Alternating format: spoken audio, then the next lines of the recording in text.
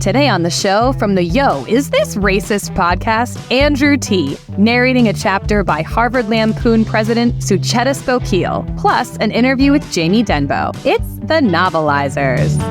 Don't want your popcorn, don't want your milk duds, don't want my shoes stuck in pools of sticky cola. Don't show me romance, don't show me fist fights, just show me words printed out under the book lights. Yeah, baby, novelize the movie. Give me sentences, paragraphs, and nothing to see. Yeah, novelize the movie. Write a book and turn it into a podcast. Now here on the podcast is the co-host and creator of the Yo, Is This Racist podcast, Andrew T. Andrew, welcome to the Novelizers. What's up? Thanks for having me. How you doing? I'm alive. It's who the hell knows? I feel Yeah. like I'm not that much worse than most people, so I guess that's pretty good. I feel like I haven't seen you in, is it a decade, 5 years? I don't know, something. Yeah, probably something like that. We used to see each other, I guess, almost every day. Yeah, we used to work together. Day jobs at Comedy Central. Yeah, that is which true. which actually was over a decade ago at this point. That actually was over a decade ago. Oh my god. You look exactly the same, I have to say. Yeah. But you can afford clearly more expensive T-shirts now. So Yeah, I got this. Yeah. I have a Costco T-shirt on right now. I guess everyone can see. There's a video. no, but I don't need to- actually, you know what? See, you're the podcast pro. Most people cannot see. Oh, good. Okay. But it's, I'm yeah. wearing my Kirkland signature T-shirt. Actually, Yeah. which actually was a gift. So yeah, who knows? Who knows how much I would have paid for it? Good tip that I can give those as gifts because I Yeah, live in Dayton and I have a Costco membership. They're very. This was a thing where I was like, oh, that seems cool. I like saw it online, and it was like impossible to find in LA. So Just the T-shirt. yeah, Wow. grab them when you see them. Yeah. Now I know you just made me want one. I was being ironic, and now I genuinely want one. It's harder to find than you think. I guess you can get them online sometimes, but yeah. Listener, if you want to support the Novelizers, send Get me a Secret Kirkland Costco signature T-shirt, please. Yeah, the one that says Kirkland Yeah. signature on the front. It's not just in the tag. So you are the host of the Yo, Is This Racist podcast, which you've been doing. I feel like almost since the Comedy Central date. Like not. It long was after during that, Comedy Central. Yeah. That was sort of the beginning of me being able to get out of there. But yeah, that was So I'm sure everyone knows what the podcast is, but for the one person living very, in a cave, very nice of you. why don't you? We were in, or what initially was just me, and then my co-host is Tawny Newsome, who people might know on in the podcast world from or TV world. She was on Star Trek Lower Decks and Space Force and lots of other stuff.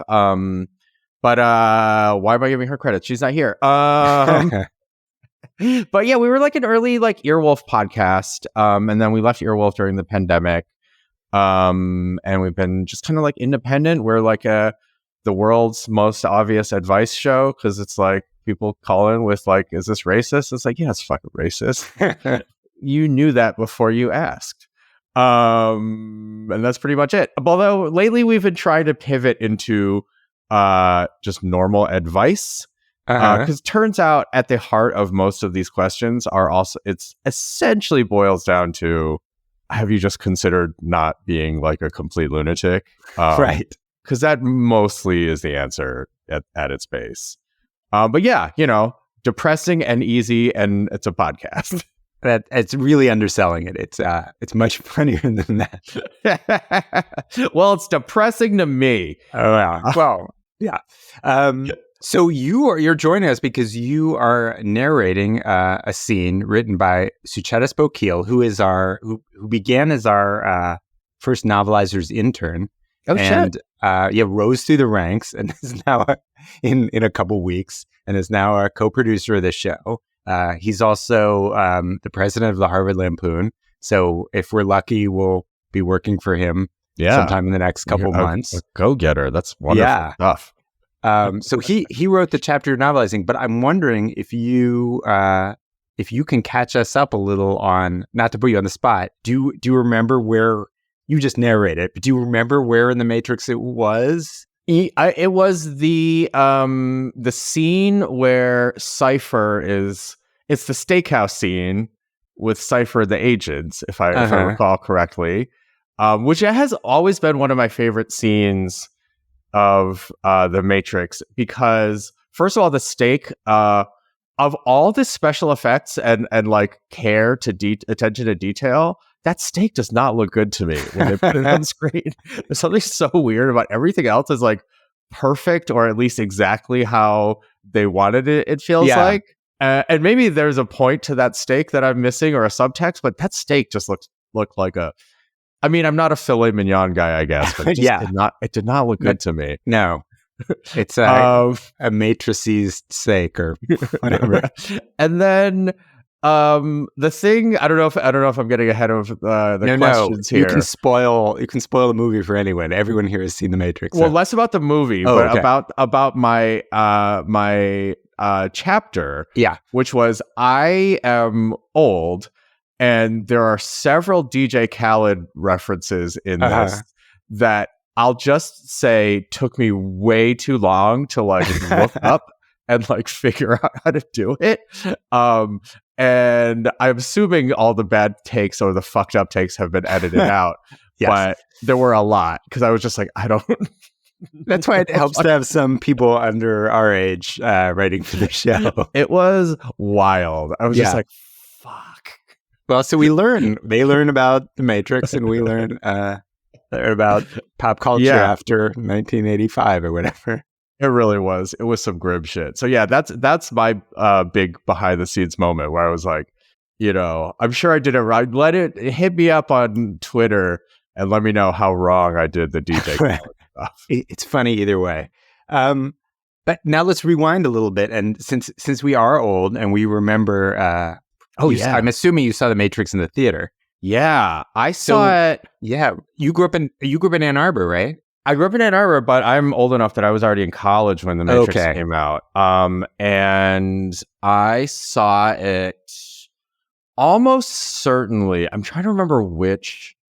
It was probably the what was the theater at like Columbus Circle? Is it Angelica or something like that? Somewhere around there. Somewhere in the middle of the theater. I don't remember. The middle of Manhattan. Also, it was long enough ago. That theater, I would bet money that it isn't the same theater anymore. Right. So who gives a shit? Yeah. But you saw it in New York City. I saw it in New York that's a cool place to see The Matrix. Partially because I didn't a little bit like college, a little bit like just like the delivery systems for movie trailers wasn't quite the same, and I wasn't like able to like see movies all the time. So I think I went in completely cold. Ooh. Like I don't think I'd seen a trailer. I'm sure I'd seen the posters, I guess. But I don't think I'd seen like any frame of it when I went in. Wow. And I also saw it. I must have gotten out like around 1 a.m. from the movie theater. It's that kind of like you were so much cooler than I was.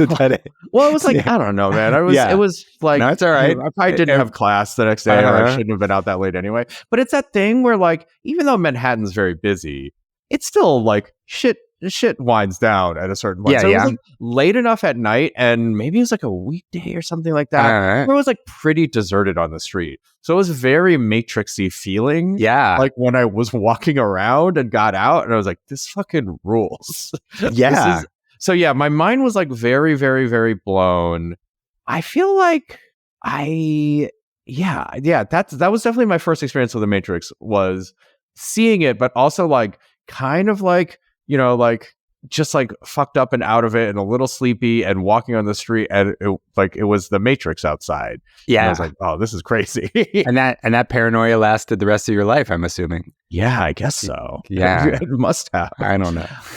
When we were when I was working at Comedy Central was my peak days. I don't know if people have talked about this on the show before.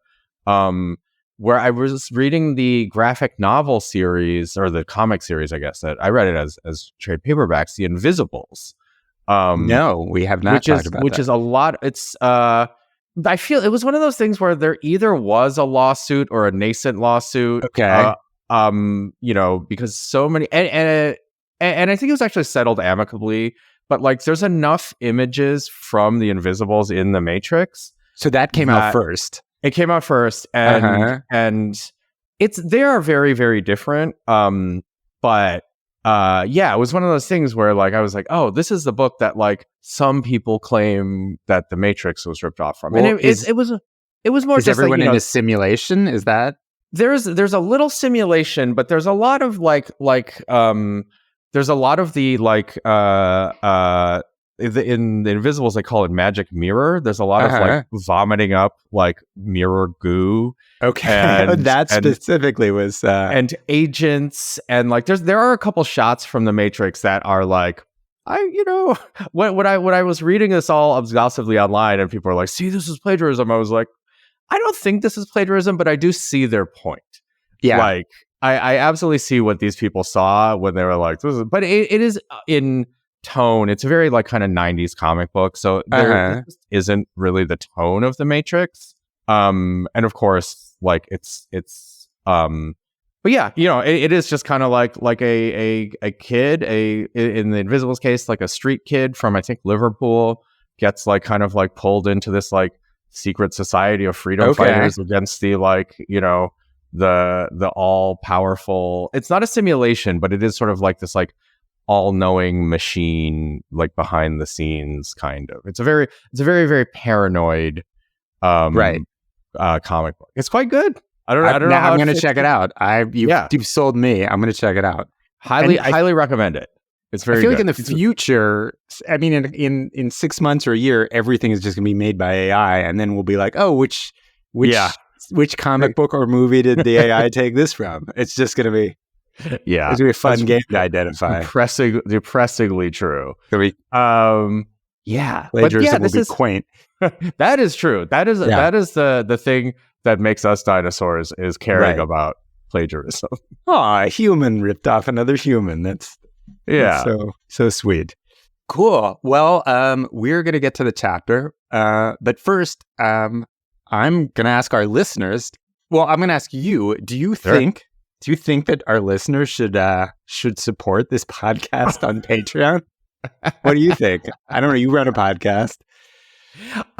Yes, and also, I mean, we like I do think that is where the podcasting model goes these days. It's like finding the people who love your show and giving them what they want, and maybe getting compensated for it, or if they could throw in whatever podcast money they have.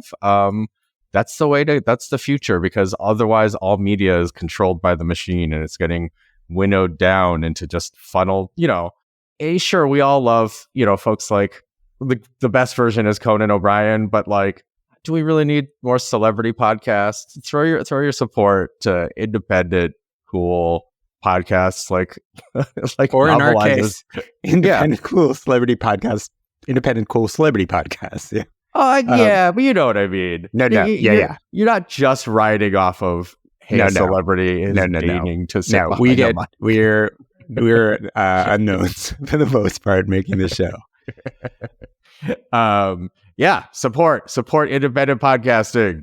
God, that's cool. That's like the nexus of too old and too young at the same time. Before AI takes our podcasting hosting jobs.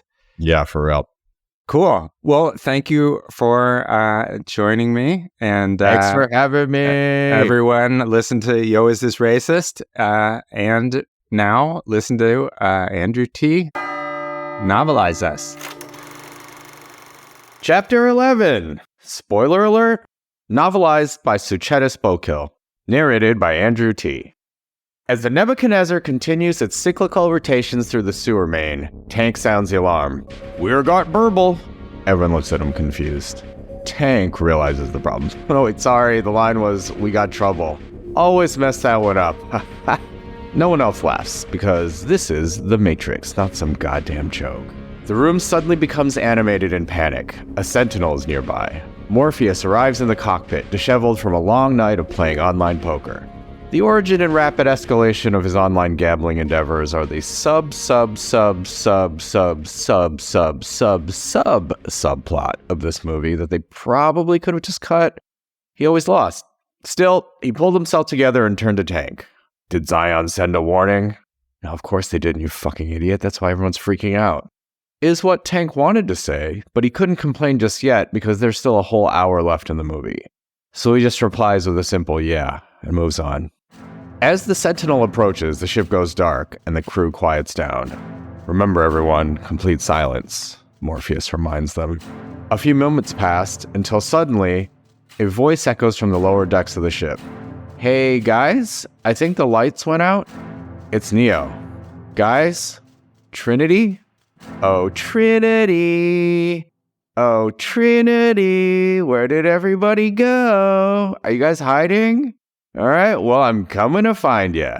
Neo begins to giggle like a little child as he bounds around the ship, searching for other crew members.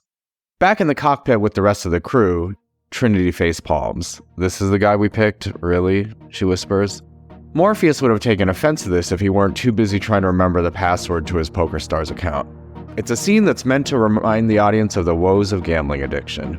Neo's getting more panicked. All right, guys, this isn't funny anymore. Where are you? Guys? The Sentinel gets close to the ship. For a moment, it looks in their direction. The panicked Cypher whispers to Tank. Oh, God. Are we all gonna die? Tank shrugs. Probably not. My bet is that this movie is going to be a box office hit that spawns a multi-billion-dollar franchise complete with 3 more movies, a video game, and merchandising supported by the purchases of millions of loyal fans who will remain so for years to come. Movie? We're in a movie? But hey, who knows? I could be wrong.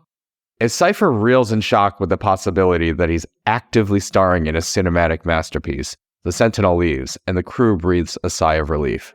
The lights come back on and Dozer screams, "Oh my God, they're all dead." That's the wall, Dozer. You're talking to the wall. Turn around. It looks like all that LSD he'd taken was finally starting to hit him. Dozer rushes over and hugs him. I thought I'd lost you guys. Guys? Neo's screams from the lower decks of the ship are now feeble at best.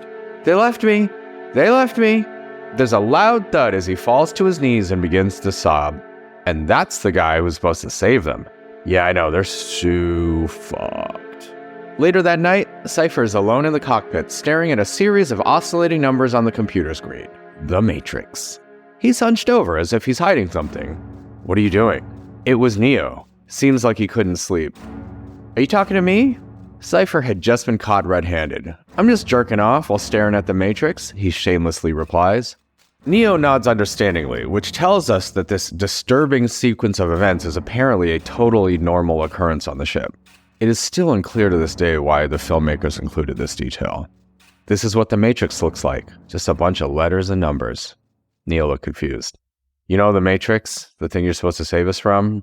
Neo still looked confused. I got that part, I was just more confused about the second part. What, letters and numbers? Neo doesn't blink. Are you serious? Neo nods. Well, you know, like A, B, C, 1, 2, 3? Oh, yeah, totally. Neo still had no clue what Cypher was talking about, but he figured he could work on the alphabet situation a little later. So, you're the chosen one that's supposed to save us all, huh? Neo nods. You know you're not the first, right? Neo's face scrunches into a look of confusion. No one had told him that.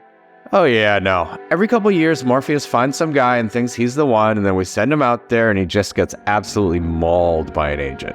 Like crushed, battered, cooked, neutralized, eviscerated, demolished. You get the idea. It's terrible. The worst death, really. There was one guy who just straight up exploded. 1 second he was there, the next he was gone. A look of horror crosses Neo's face. I'll be different though, right? What? No, of course you're not different. Why would you be? I certainly have no reason to think you'll be different. In fact, as far as I'm concerned, you're already dead. Before Neo can respond, Dozer stumbles into the cockpit drunk. He sticks his tongue out and shakes his head. Hey guys, what's that? He's hammered. Absolutely blasted. Menaced. Plastered. Boozed up. Sloshed. Suddenly, the life drains from his face and his voice becomes serious. Have either of you ever considered the potentially devastating existential possibility that we never escape the Matrix? That we're stuck in yet another Matrix, which is stuck within another Matrix, which is stuck within another, and so on until our existence is irrelevant and our purpose is non-existent? In a rare moment of lucidity, Dozer had just described a fundamental logical flaw in the plot that is so large, it would make the rest of the movie completely relevant. And that's why he had to get killed off in the next half hour. Oh yeah, forgot to mention. Spoiler alert. Hours later, Cypher finds himself in the Matrix having dinner with Agent Smith. This dinner was originally arranged to discuss Cypher turning sides, but it feels like there's something else going on here. Something unspoken. No, it can't be. But yes it is. It's love. There's enough will they won't they tension here for 7 to 8 seasons of solid network television, but both Cypher and Smith know they can't act on it. Hell no they can't, because there's no room for love in the sick, twisted world they live in. So they get right down to business. In exchange for helping, Cypher asks for the blue pill so he can forget everything and live in the Matrix again. Smith is surprised. That's it? That's all you want? It's pretty easy. You don't want anything else? I can make you look good. What's that supposed to mean? I look good now. All right, sure, totally. What's wrong? Well, how do I say this? You're ugly, and I mean very, very ugly. Cypher turns to the couple seated at the table next to them. They agree. He is ugly. All right, well, I guess make me handsome too then. Well, I can't do that. I mean, to fix someone as ugly as you, that would take a lot. Too much, really. But I can make you a little better, sure. Now a traitor, Cypher would become a man on his own, a lone cowboy on the frontier, as they say in the Wild West. A lone, ugly cowboy. Cypher closes his eyes and begins to imagine what his life in the Matrix will be like. He'll have a mansion with a pool and piles of money, millions, all in $1 bills. No, wait, all in nickels. And there's some nice cars, and there's even a puppy, and it's the cutest fucking puppy in the universe. There's a billiards table, wine cellar, home theater, DJ Khaled, a second wine. Wait, DJ Khaled? Why is DJ Khaled showing up in this dream house? Is his subconscious trying to tell him something? Cypher's confused, but he decides to ignore it and continue exploring. He's imagining himself in the hot tub, a sunset mimosa in hand. He's about to sip when he suddenly hears, DJ Khaled! Uh-oh. But that could only mean, boom. Before he can do anything, DJ Khaled cannonballs from behind him into the hot tub. He puts his face right in front of Cypher's face. Why is this happening in his dream? Why does he keep coming back? Suddenly, DJ Khaled winds up and bellows. We the best music! The scream startles Cypher, causing him to wake up. He was back at dinner with Agent Smith. What just happened? Why was DJ Khaled in his dream? Brushing it off as a one-off error, he closes his eyes and returns to the dream. Another one! Damn it! He's back in the hot tub with DJ Khaled. It's like he didn't miss a second. DJ Khaled begins to flap his hands around, splashing Cypher in the process. Look, I'm a bird! Cypher face palms. He's got to get out of this. Cypher tries to think of another situation to dream about. He needs to get his mind off this. He sets his mind on a house party, and suddenly, the environment around him changes. He's in the grand dining room of his mansion. There are hundreds of guests mingling around. Nice. Cypher begins to mingle himself. A beautiful woman approaches. She slips her arm around his. Another woman walks up and slips her arm around Cypher's other arm. The trio walk around, engaging in what Cypher imagines rich people conversation must be like. Yes, I love money too. Major key alert! Cypher freezes. Oh, God, no, it can't be. He turns around and sees DJ Khaled standing right there, arms open. He can't escape him. Major key alert! Wait, but that wasn't Khaled. That one came from his left. Cypher turns to see that the woman on his left arm has now turned into DJ Khaled too. He begins to look around the room. The guests had all become DJ Khaleds. There are hundreds of DJ Khaleds in his house. Major key alert! Major key alert! Major key alert! Major key alert! Major key alert! The army of Khaleds begin to move towards Cypher. Oh shit. They're gonna surround him. And they do. They hold Cypher against the wall. Suddenly, the real DJ Khaled, the one that started it all, pours a cup of hot coffee all over Cypher's face, burning him badly. Cypher opens his eyes, screaming in pain. He's still at dinner with Agent Smith, and it turns out the waiter had, in reality, accidentally spilled an espresso all over him. Oh shit, sorry bro, didn't mean that. If you couldn't tell from that, this waiter was a pretty dope, chill guy. Cypher's fed up. He's done with the dreaming. He's done with the dinner. He just wants that blue pill. He wipes his face and gets up. You cover the check, Smith. I'll get the job done. Get the job done? He has no clue how badly he's about to fail. Thank you, Andrew T.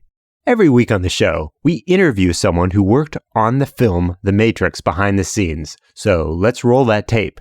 That's right, we record these interviews on physical tape. Hello, everybody. This is Kevin Carter here with the interview portion of The Novelizers.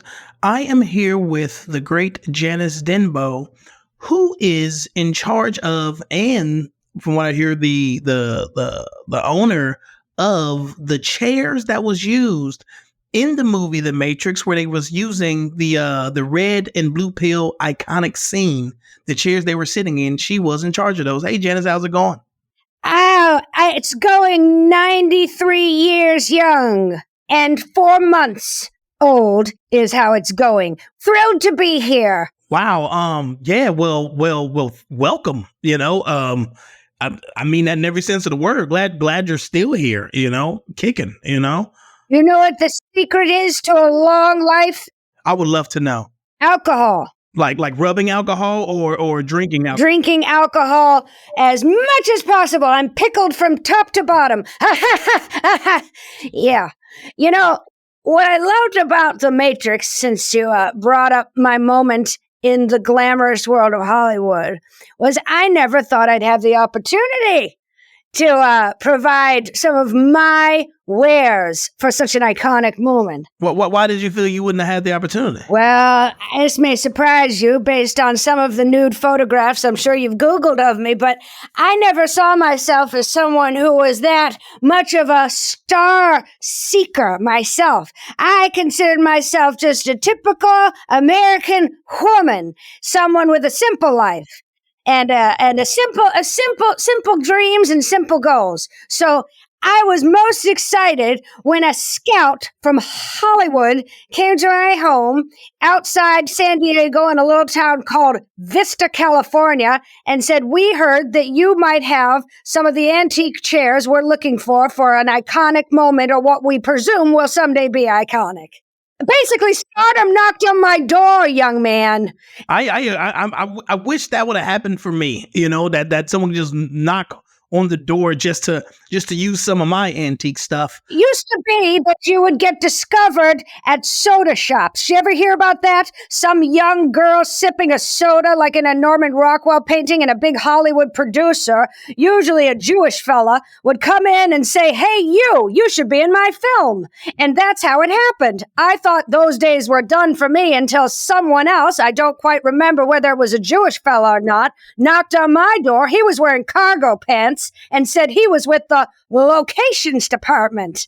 And I said, "Don't know what that is, but I'm not buying any." Slammed the door right on his finger. After he got back from the hospital, he said, "When you opened the door, I saw you had what I was looking for, those chairs." And I said, "Which chairs?" And he pointed to the giant, leather, red, dappled, buttoned recliners next to my television. And I said, "Well, I never knew this day would come." Yeah, thank you for that very vivid and very detailed story. What made you say yes? Why'd you give it to him? Money. Okay. He said, Okay. "We pay cold hard cash for movie rentals." And I said, "I'm going to need to see a contract." And then I pretended to read the piece of paper he handed me. I already had me at "We pay you." And I said, "I'd be happy to lend my lucky chairs to the movie." Now, the funny thing is, those chairs have a history that involves quite a checkered past before getting the tushes of Lawrence Fishburne and the other one.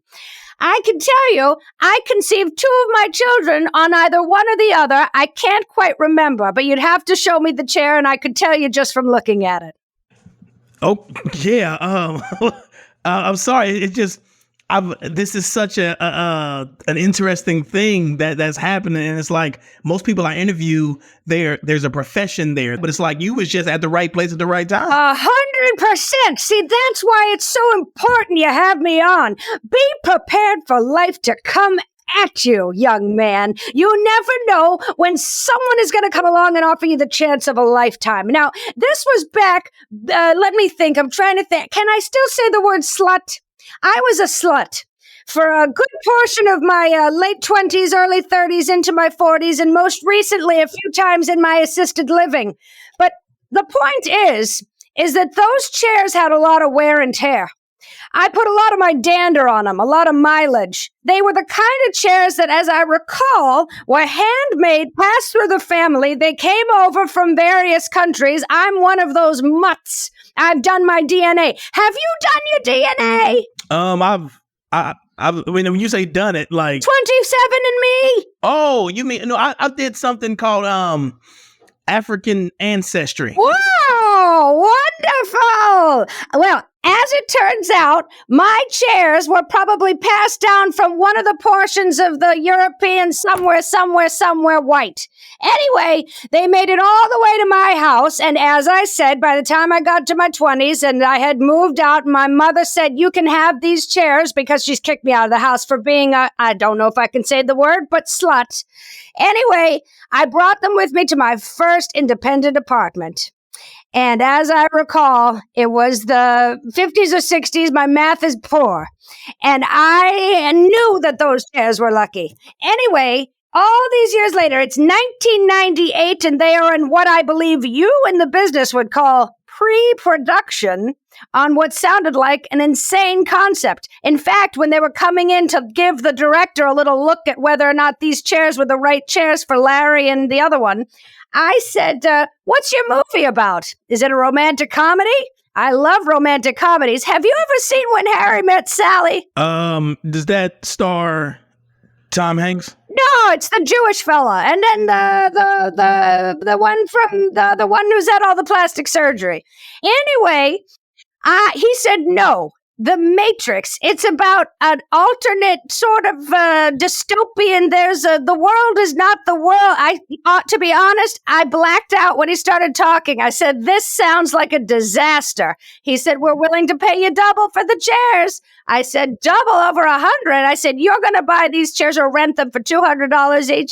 I said, that to me sounds like a Christmas day that I can get behind. So they came in with a U-Haul, and they got two very attractive men. Can I say men are attractive, or is that not okay? I feel at this point you can say whatever it is you want to say. Two men, one of them wearing a shirt with no sleeves, beautiful arms. I love a man with arms. And I was watching them as they were heaving. The chairs are much heavier. They used to make furniture so that it would last.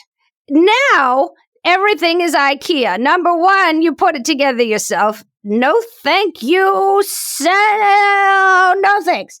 So, they used to make things to last. Now, bathing suits, mine falls apart every year. How often do you buy bathing suits, Chris? Name's Kevin.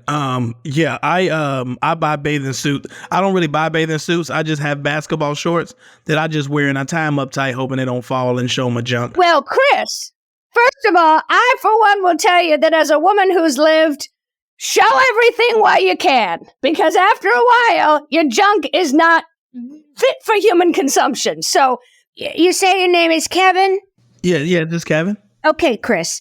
So, what I'm trying to tell you is the day they got the chairs, 3 burly men in cargo shorts, many tools being carried, I got sexually turned on by the sight of 3 burly men moving furniture around my home. They were very young, very, I guess that's part of the job description of being working on a movie set when you have a lot of carrying things, etc., etc., etc.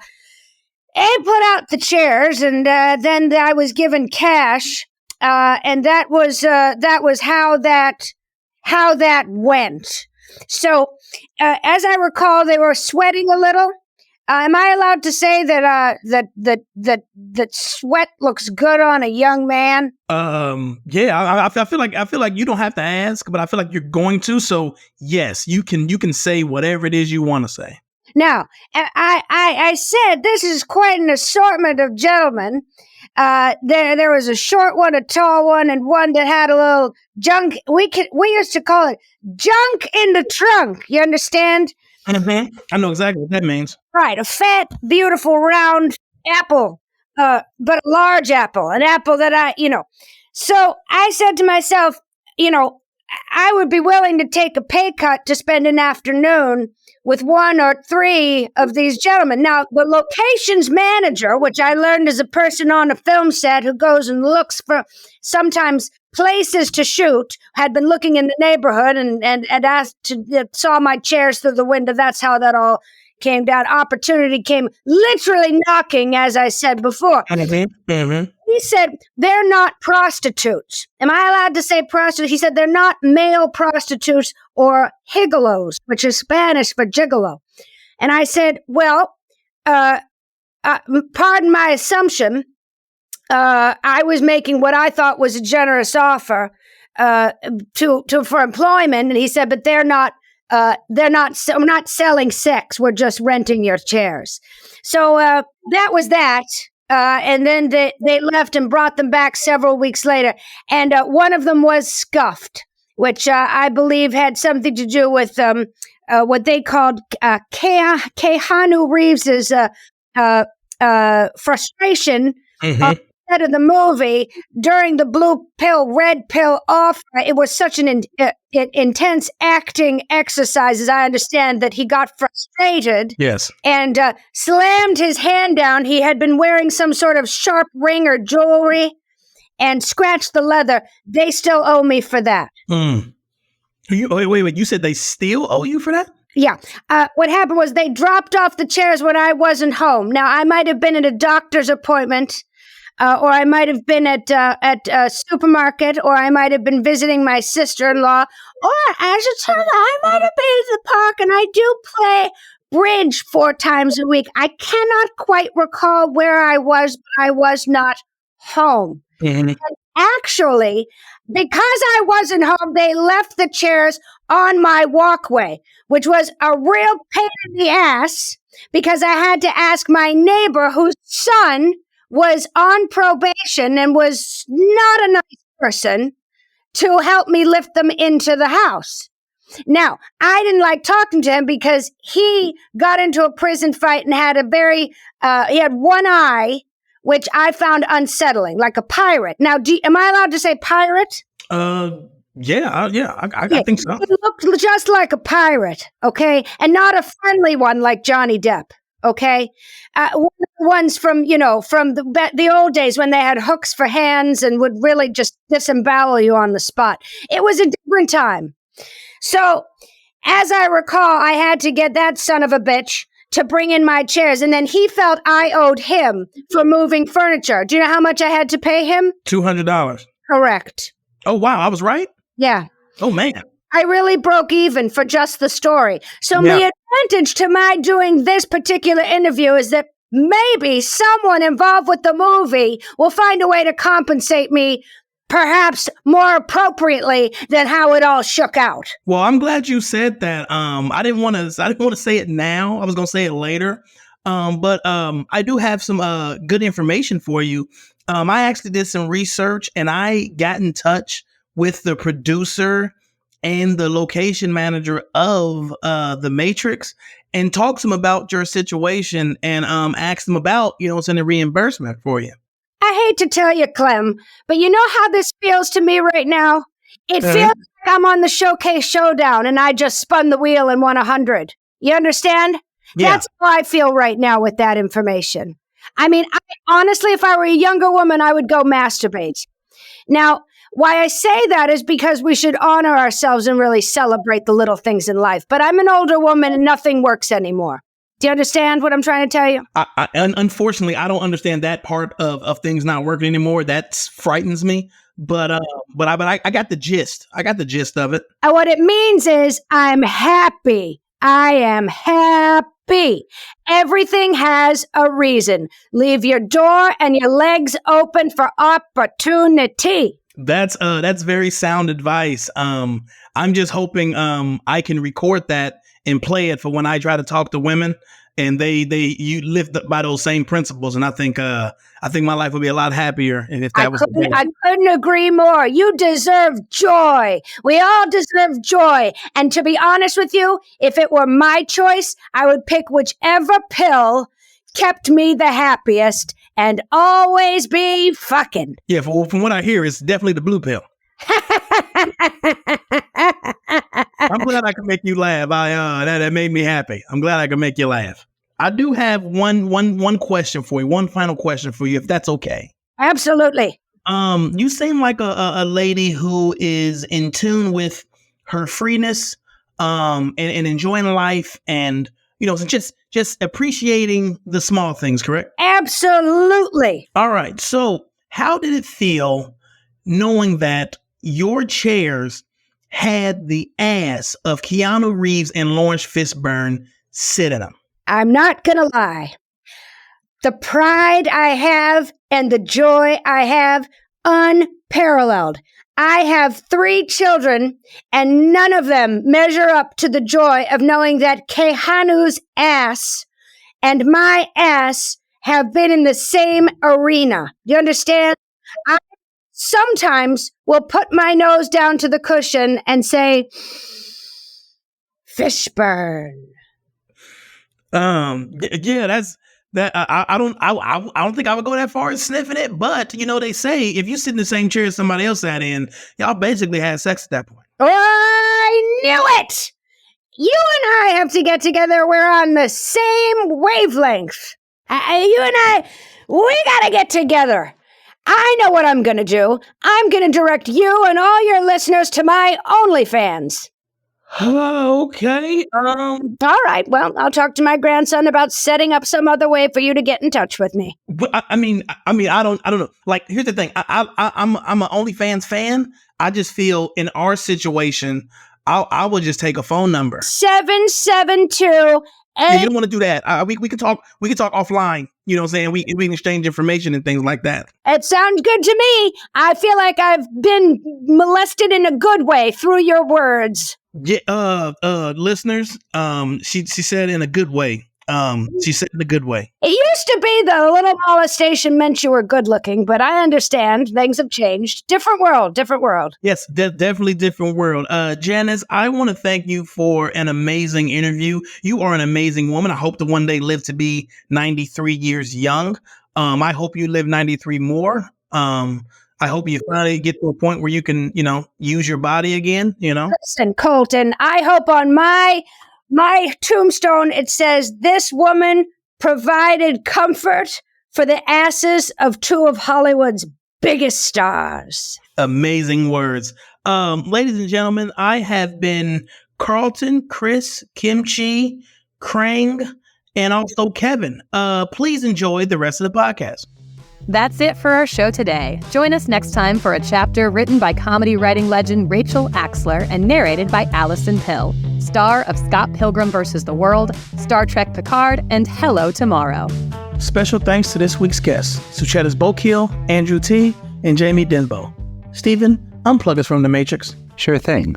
The Novelizers is produced by me, Stephen Levinson, with Graham Douglas, Kevin Carter, Christine Bowen, Dennis DeClaudio, Rob Kuttner, and Suchetas Bokil. Music by Cole Emhoff. Graphic design by Crystal Dennis.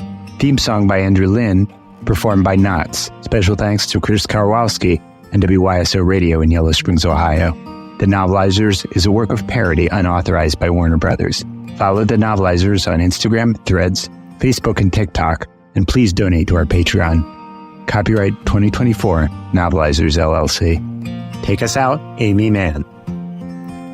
There was a matrix made of computers. There was a guy who could dodge all of the bullets. He lived in fluid, just like a fetus. But he was born again like baby Jesus. Novelize that movie, write a book, and also read it to me.